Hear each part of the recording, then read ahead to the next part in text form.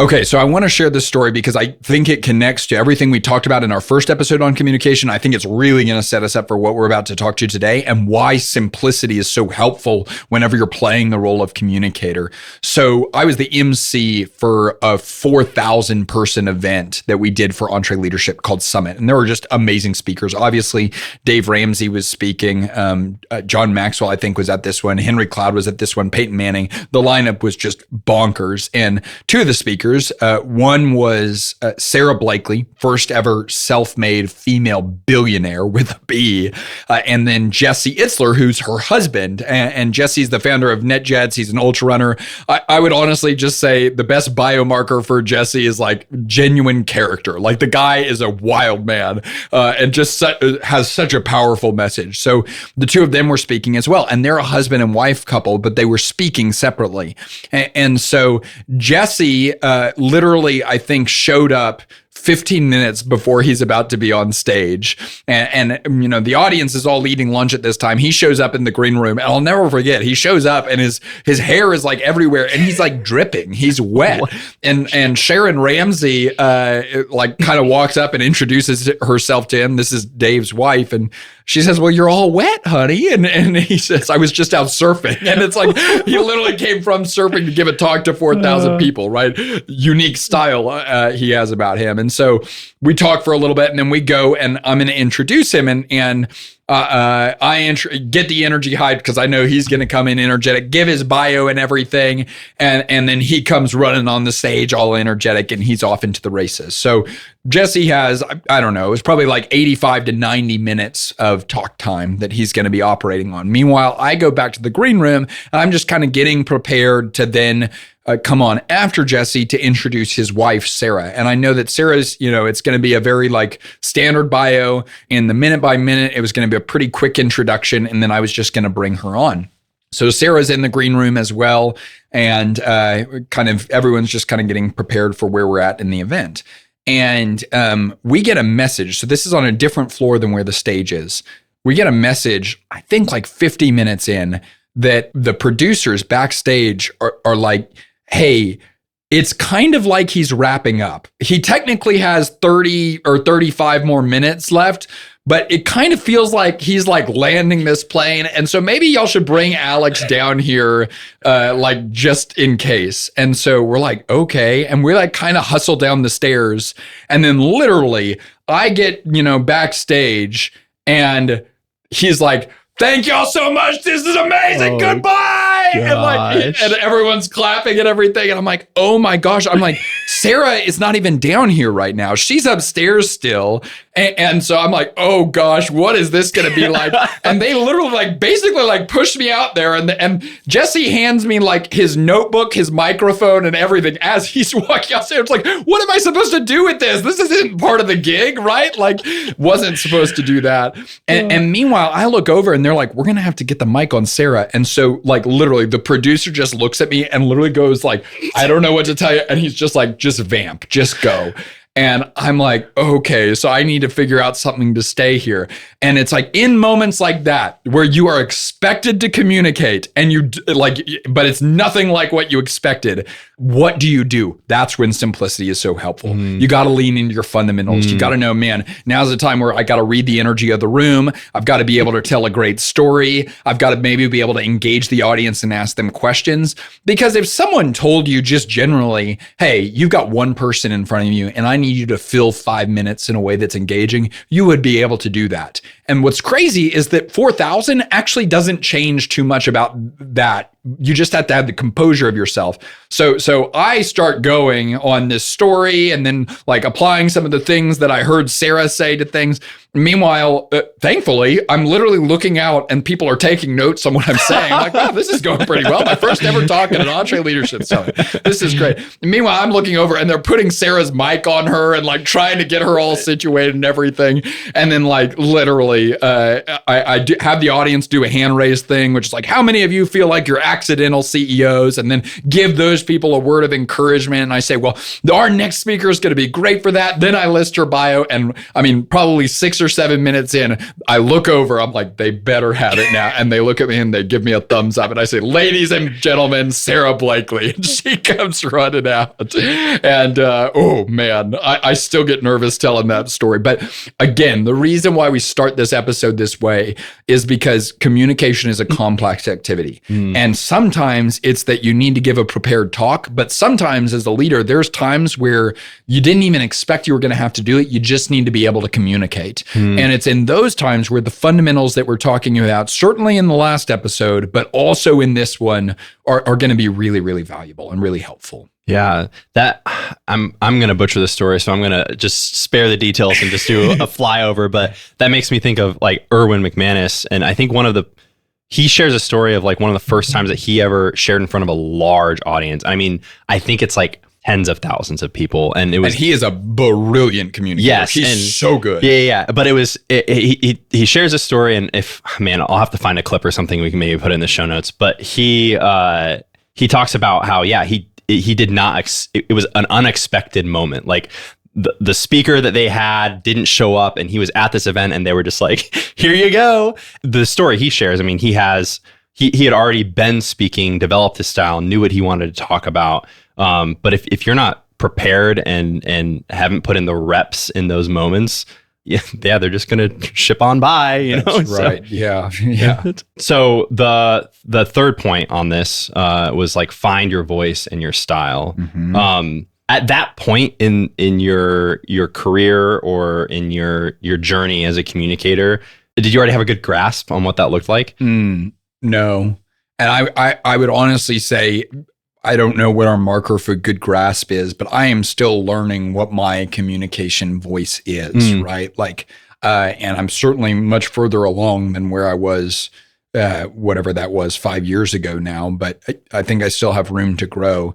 I would say there were certain things that I knew about myself. I knew that, man, if I can combine energy and thoughtfulness, that's where I'm in my sweet spot as a communicator. I knew that audience engagement is like one of the tools that I have in my tool belt. I knew that extemporaneous was part of my style. Those were things that I would use and kind of lean into.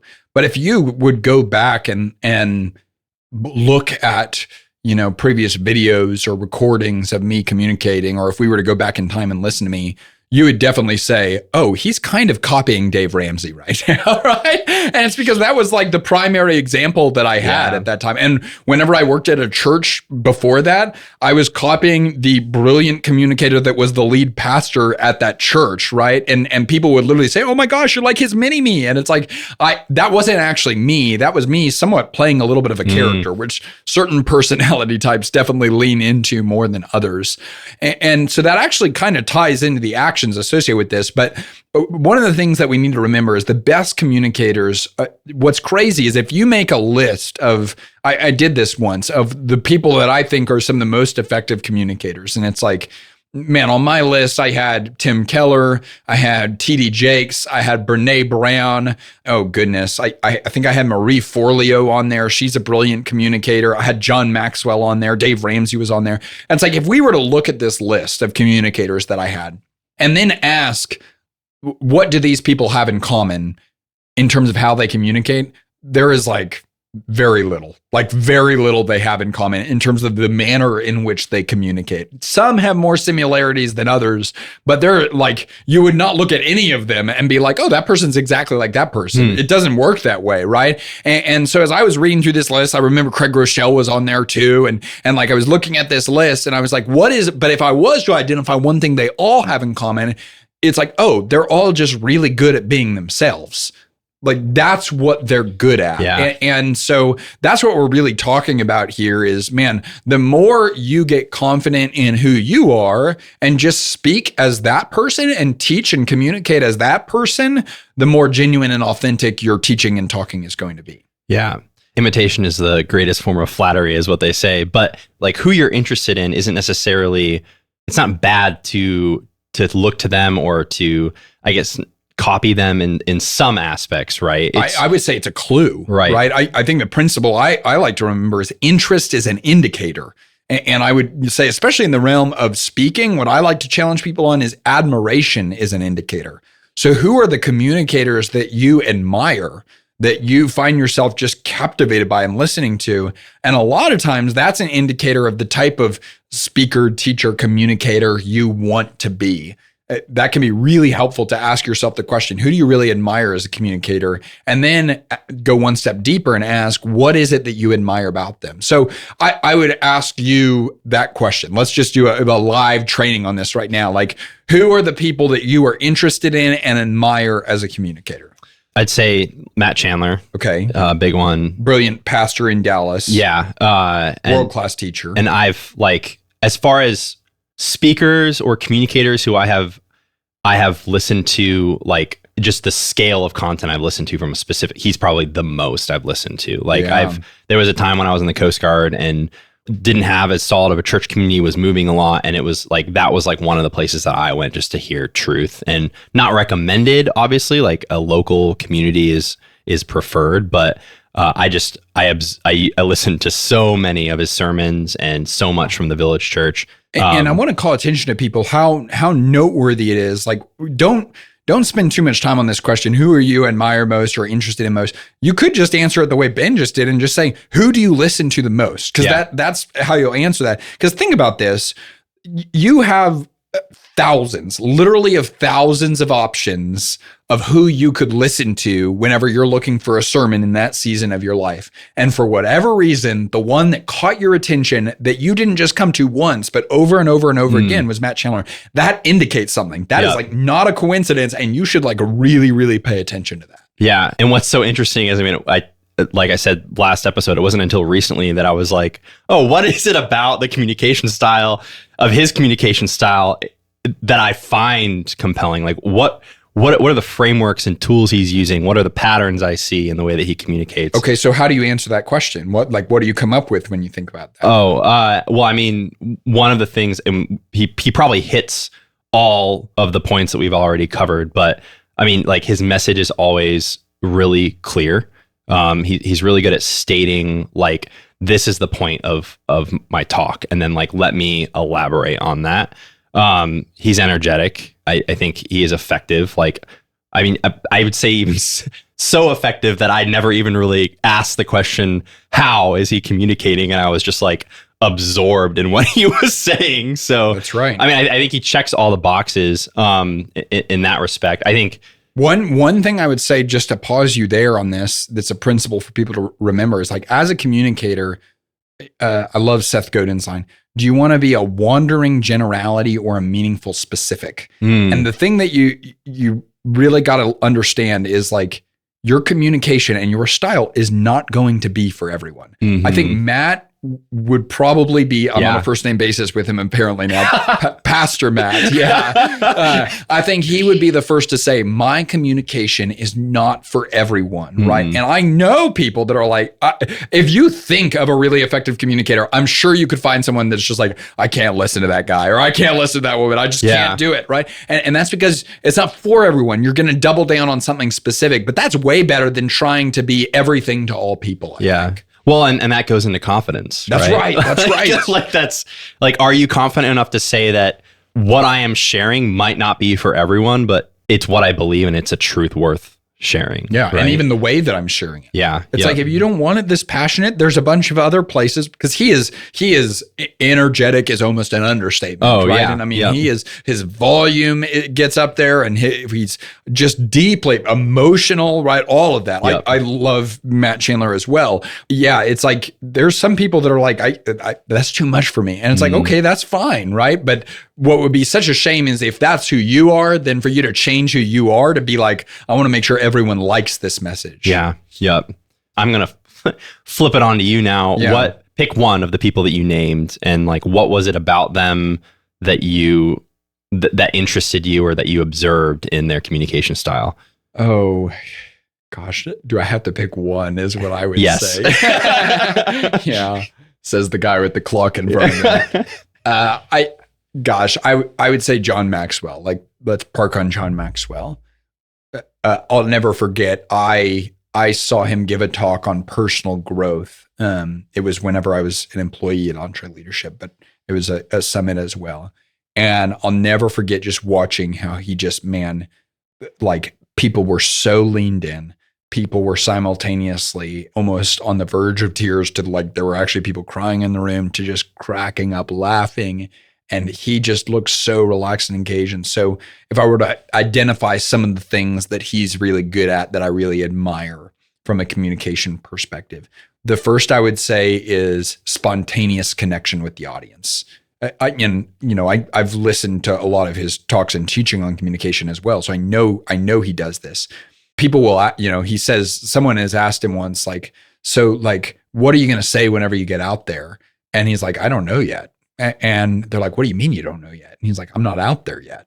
And he's like, I define what I'm going to say when I get out there, like the minute I get out there, because I'm like reading the room and then figuring out, what does this room need? Is it a joke? Is it encouragement? Is it a pause because they just came off something really energetic? He's like, so his ability to, again, be confident enough to meet the room where they're at, I think is just so good, and therefore connect with him, which connection is his goal. Storytelling would be number two. And what's crazy about John is, it's rare that I've heard anyone listen to a John Maxwell talk and say, I've never thought of that before. That was revolutionary to me. That's actually very rare.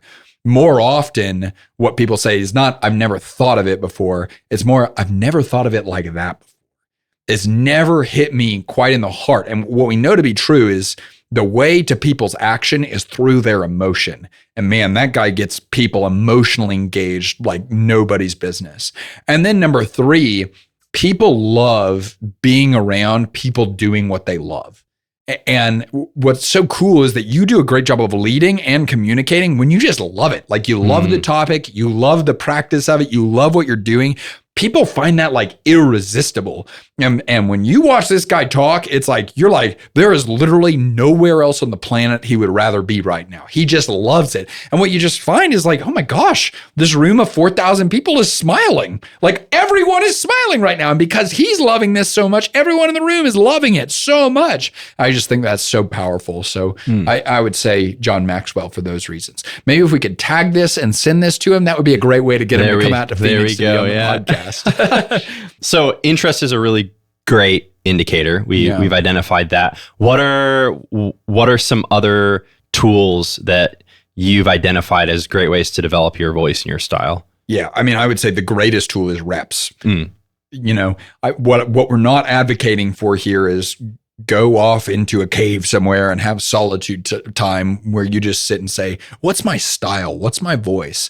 I would say pay attention to who you're interested in. Watch them, listen to them, and don't just listen to the message, listen to the way they give the message, and then find reps where you're trying to feed that in. And that could literally be like, hey, we have people coming over for dinner, and at some point, I'm going to tell this story, and I'm going to tell this story really well. Do not give a speech at your dinner party is what I would say. But think about good storytelling and pay attention. I mean, it's wild. Like, we all know that person at a dinner party that it's like, this is a great story told really well. And we also know those people at the dinner party that it's like, that was such a great story. It just wasn't told well. And then we also know the people at the dinner party that are like, that wasn't even a good story. And it's like, our goal is let's be the person that has a great story to share and we can tell it really well. That's what I would say. But just reps, right? And then reps plus evaluation, you're going to find your style, I think. How do you remain authentic while also learning from other speakers? It's interesting. I feel as though this is something that I've thought about as it relates to speaking for me. And I actually got here kind of through a back door. I was thinking about the topic of freedom. And when we think about the topic of freedom, what's interesting is in my time talking to people about the topic of freedom, the times where they feel the most free are often the times where they also feel the most present. And I actually believe that.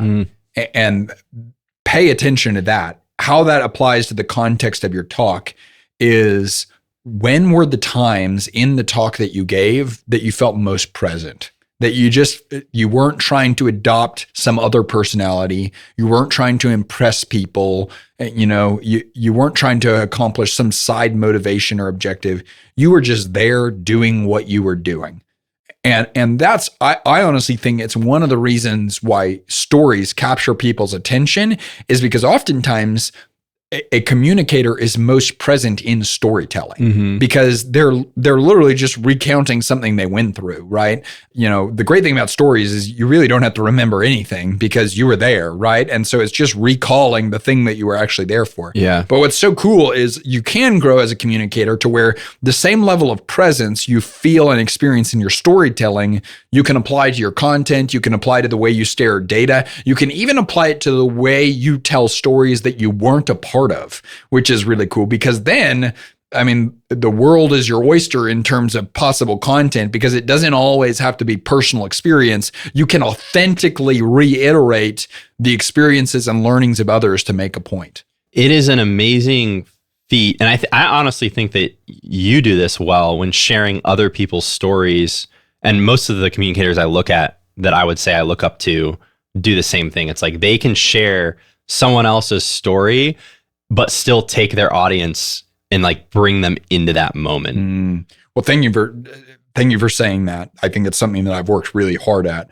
And what I would tell people is, if that's something you want to be able to do, put yourself in that position. It's honestly one of the greatest gifts, and it's why I would love for everyone to experience this, particularly in a preaching capacity, right? I don't preach for a living by any means, but I have been asked to teach messages at churches before, and I just love doing it because of the preparation process.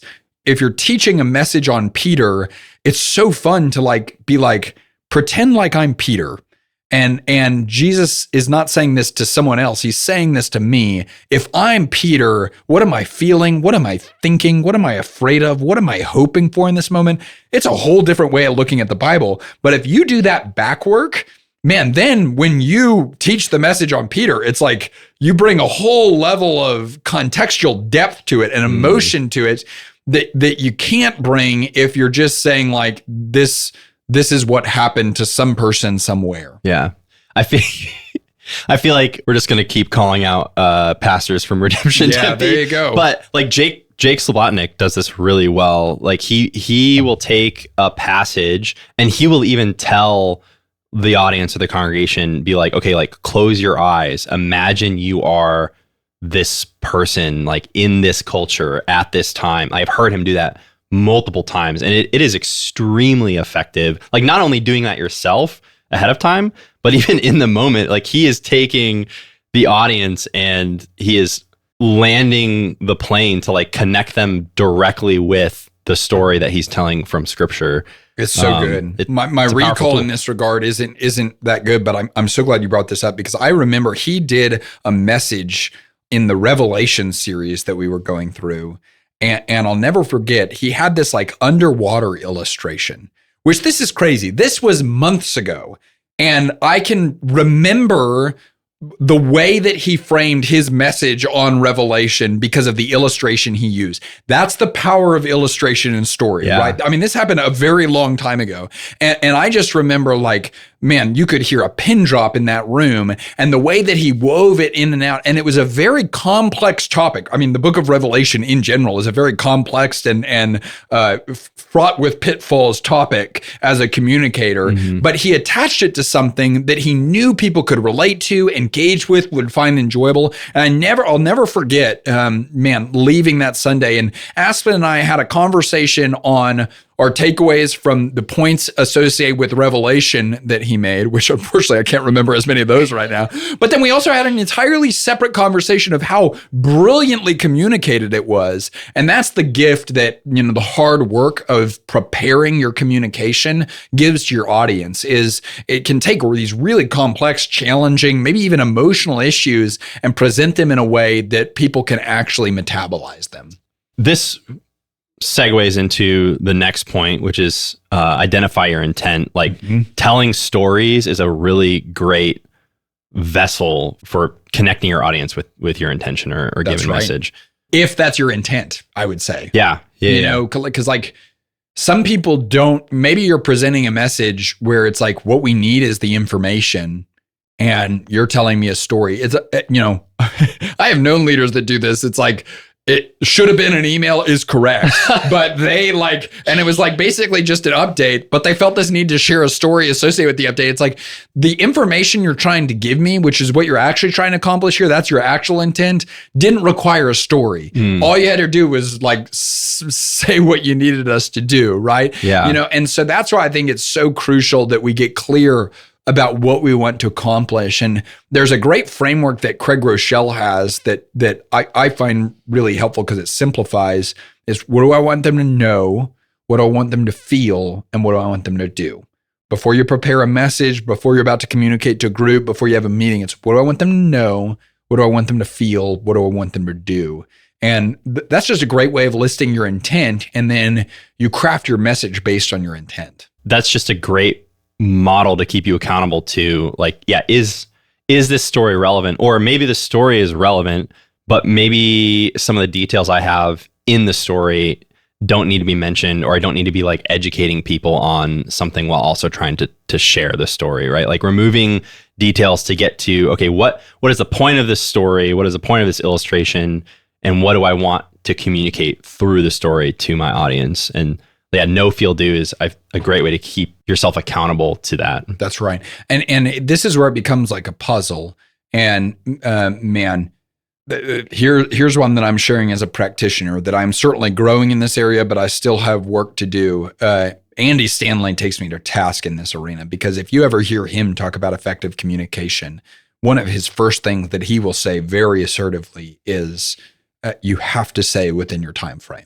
It is disrespectful. If you've got 30 minutes and you and the audience are operating on this unwritten contract of 30 minutes, it is disrespectful to be like, I want to share this story so bad that I am going to go over time. It's like you are literally making it about yourself at that point, right? And if you find yourself, which I can be very guilty of this, going over oftentimes, where are you suffering? Sometimes it can be a pride thing where it's like you think that, man, people have to hear this information so bad that they can't make good decisions with their time, and you have to, and you're going to keep them. Or it's an indictment on your preparation, because if you can't get it in the time frame that you had, well, you had that time frame, right? You knew I've got 60 minutes to do this talk, but you were almost gluttonous with the content that you had, right? You weren't willing to edit in order to fit the prescribed timeline. And man, it's difficult because you love this stuff and you've spent time on this stuff and you really want people to hear this stuff. But part of accomplishing your intent is doing it within the boundaries that you've been given or that you've even established for yourself. Something you mentioned recently was like the 1-point sermon. And I think that's probably a good question to ask. It's like, maybe some of the points I'm trying to make here don't even necessarily need to be in the same talk. Like maybe I could prepare a talk on the other, or the whole other point I'm trying to make in this talk. Maybe if I just removed it and established that as its own topic, so I can really focus on what my intention is in this moment. I feel like that could be a really helpful question to ask. That's exactly right. And that's why having multiple avenues to be able to communicate is really helpful, right? I can definitely be guilty of that if I'm not careful. And I've actually received feedback on this as a communicator. I'll go a couple of times to churches in a couple different places around the country and preach a message. And one of the pastors of the churches that I spoke at one time, he gave me some feedback on the back end because I asked for it. I was like, what feedback do you have? He said, Alex, it feels like you only have a couple times a year to preach a message, because he's like, it's like you're trying to take every spiritual truth that you've learned in the past year and pack it into 30 minutes. And he's like, I think it would be better if you just chose one of them and like taught on that one. And I was like, oh man, that's so good, right? Yeah. And that definitely applies to motive and intent and all of that. But it's why, I'm very grateful, and it's a real gift that we have the podcast format right now. We have our experience talks. We have our event talks that I'm teaching out. We have our growth rooms that I get to teach out. And what I often find myself doing now is like, there's more that I want to say, and I'll say, oh, that'd be a great podcast conversation, or that'd be a great growth room, or that could be our 2029 experience, right? That we could do that theme, right? But what's so cool is the minute you start communicating, you turn on a content water hose because you start to look at the world that way. And then, man, the issue will probably not be I don't have enough content. The issue will probably be I don't have enough opportunities to share, which is cool. Yeah, opportunity. And then I like that you have acknowledged there's a difference in the formats of those opportunities. Like right now, right? Like the way what you're sharing and the format in which you are sharing in a growth room is wildly different than how we're talking right now on the podcast. That's right. Or how you would give an experience talk.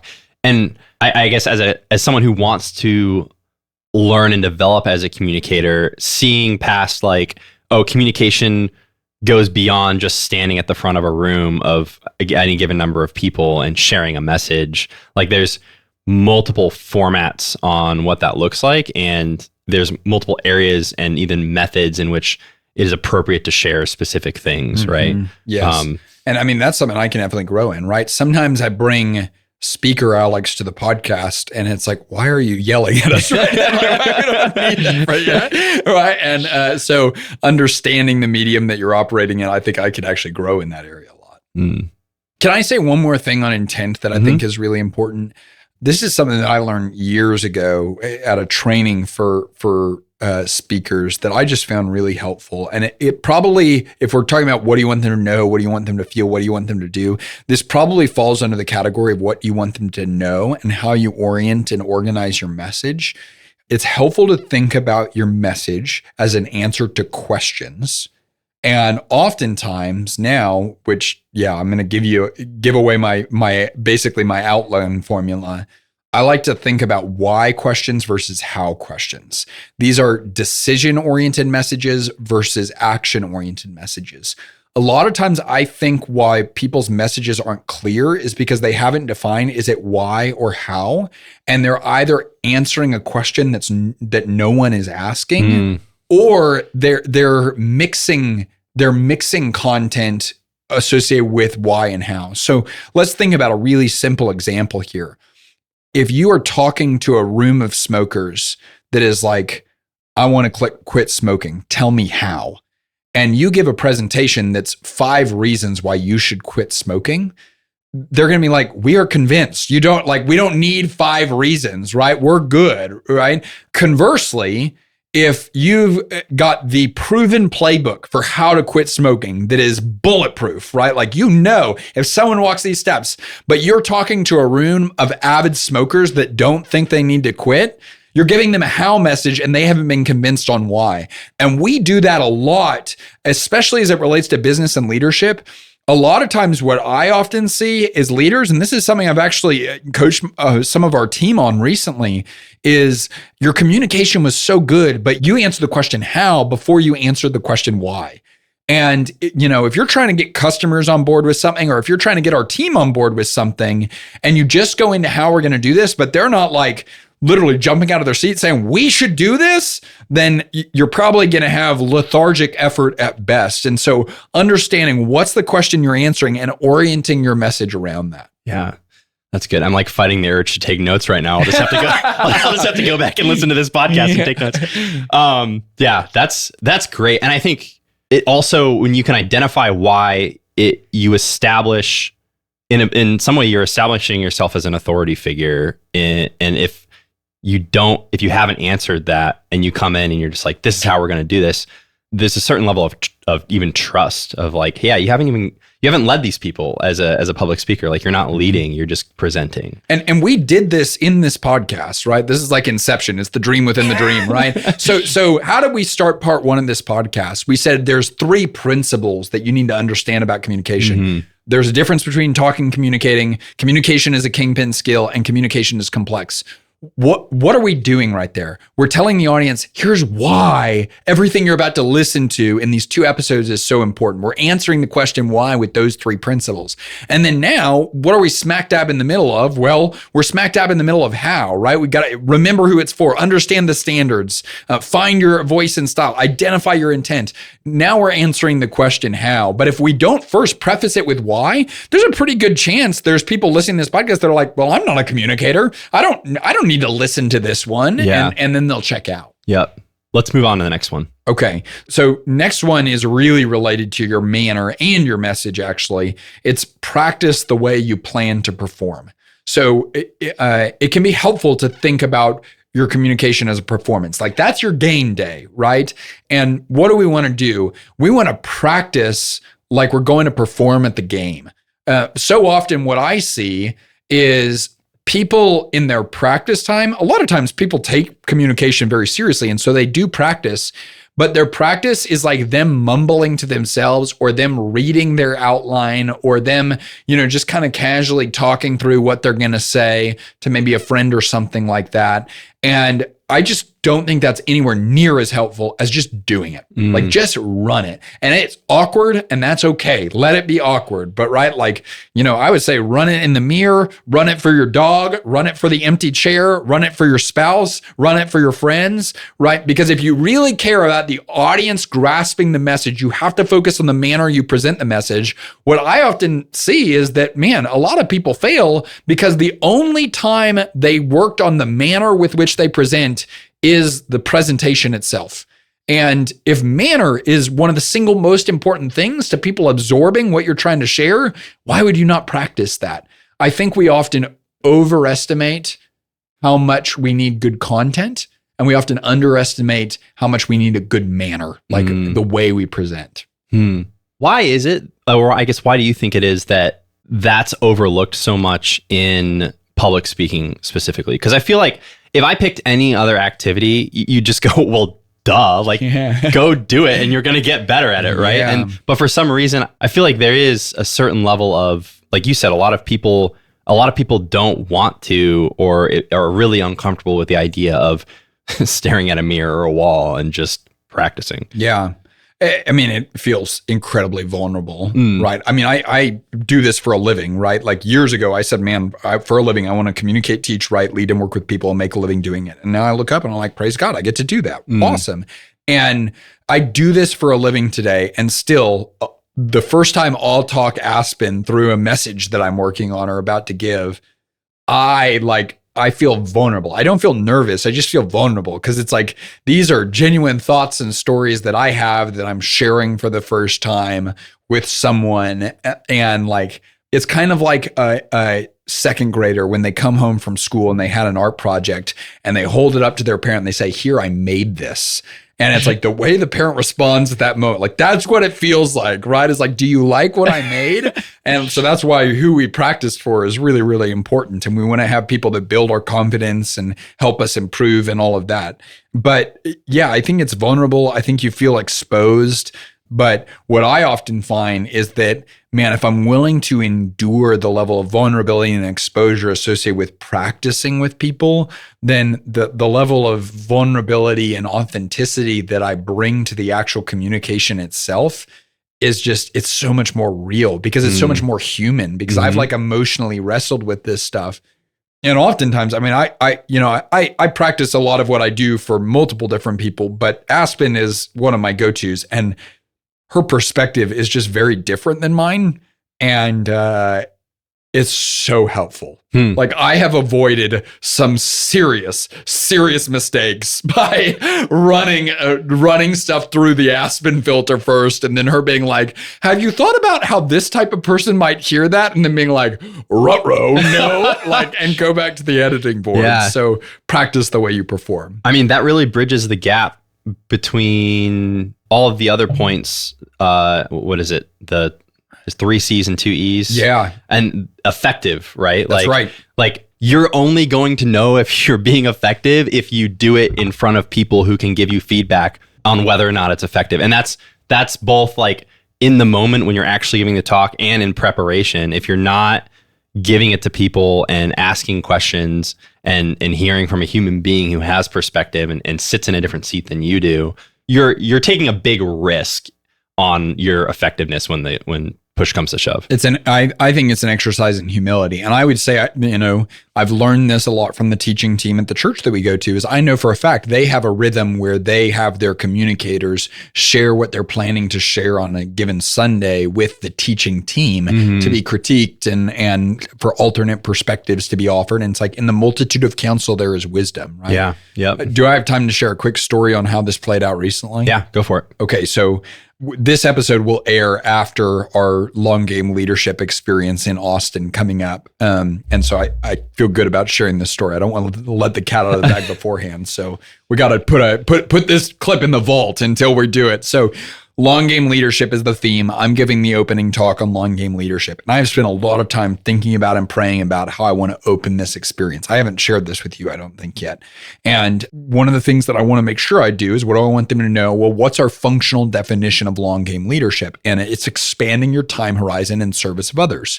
So we're going to start with that functional definition. And then I was like, what would be the best way to really kind of orient them, not just around playing the long game, but around practicing the long game? Because that's what I want us to do at this experience. And how do I jolt them into that mode? And I in prayer, I kind of had this thought of like, well, Stephen Covey says we should start with the end in mind. And what if we pair that quote with another quote that's a Stoicism quote that says memento mori? And memento mori means remember that you will die. That's like the ultimate version of start with the end in mind, right? And so with that, I'm like, well, why don't we spend most of the first lesson talking about our funeral? And let's look at 3 questions. Let's look at when's it going to be? Who's going to be there, and what are they going to say? And when's it going to be? What I'm going to tell people is like, no, I'm not going to predict your death. We're not doing witchcraft here, but I am going to reflect on the psalm that says, Lord, teach us to number our days that we may gain a heart of wisdom, right? That God says, man, I don't just want you to count your days. I want you to make your days count. And when we recognize the finitude of how limited our days are on this earth, how much time we get with, the kids that are under our household, right? How much time we get with our parents, like how much time do they have? How many more Christmases do we get? How many more Thanksgivings do we get? How many more books do I get to read, right? Like all of this stuff, when we actually reflect on that, it changes, not when we think about death, it changes the way we live is what I want to share with people. So that was one of the exercise I had planned, and I'm calling it a number your days exercise. And the way I had it in my original draft that I ran Aspen through was literally like a bullet point that said, the average American male lives to be 75 and the average American female lives to be 82. How much time do you have left? And like, that was the workbook. And Aspen just was like, looked at it and she was like, Alex, like, I know that you can think about this stuff very pragmatically. And I think a lot of the people in the room will be able to do that. But she said, death can still be a really hard topic for some people. And like, I think this is going to be like, I think it's really good and I think it's necessary. But I think that like, there might be some sensitivity in this room that you should really acknowledge. And I was like, oh my gosh, that would have been, this is the opening talk for us spending 3 days together, right? And I could have gotten off on a really bad foot with a certain portion of people that approached the topic of death emotionally different than I am. Yeah. Now that's where you have to think as a communicator, okay, I'm not gonna compromise the message, because I actually think the message is really important, but the way you communicate the message will impact people's ability to receive it. So that has all been reworked, and I'm gonna give the Aspen iteration, not my first iteration, at the experience next week. Yeah. Wow. A topic like that is just often there's a spectrum between no baggage to so much baggage that people carry. And I mean, someone who grew up, this is just hypothetical, it's like someone who grew up on a farm who sees life and death on a regular basis and sees it as a cycle of life is going to process that much differently than someone else, right? Who hasn't had to think about that in their life, hasn't had to face the reality of that, or even like taken the time to dwell on that topic. Yeah. So I mean, and it's why, especially with emotionally fraught topics, it demands prayer to be like, God, give me a heart to care for everyone in the room. Because I don't know, there could be a person in the room next week that they flew to Austin from a funeral of someone they love. And it's like, if that's the case, like, man, I really like, and so this goes back to interest as an indicator. If you want to grow in what we're talking about right now, there are pastors out there and leaders too, but I would say the most accessible recordings we have are pastors that take on very difficult topics for a living. And they do it in a way that does not sacrifice the truth, but is also not insensitive or demeaning, or some superiority complex or over moralizing. And it's just a really good exercise to go find someone that does that well and listen to them and be like, what were the strategies and tactics behind how they do that? Because it's a incredibly intentional act. And so one thing that I would tell people in this is the more sensitive the subject, the more intentional your preparation has to be.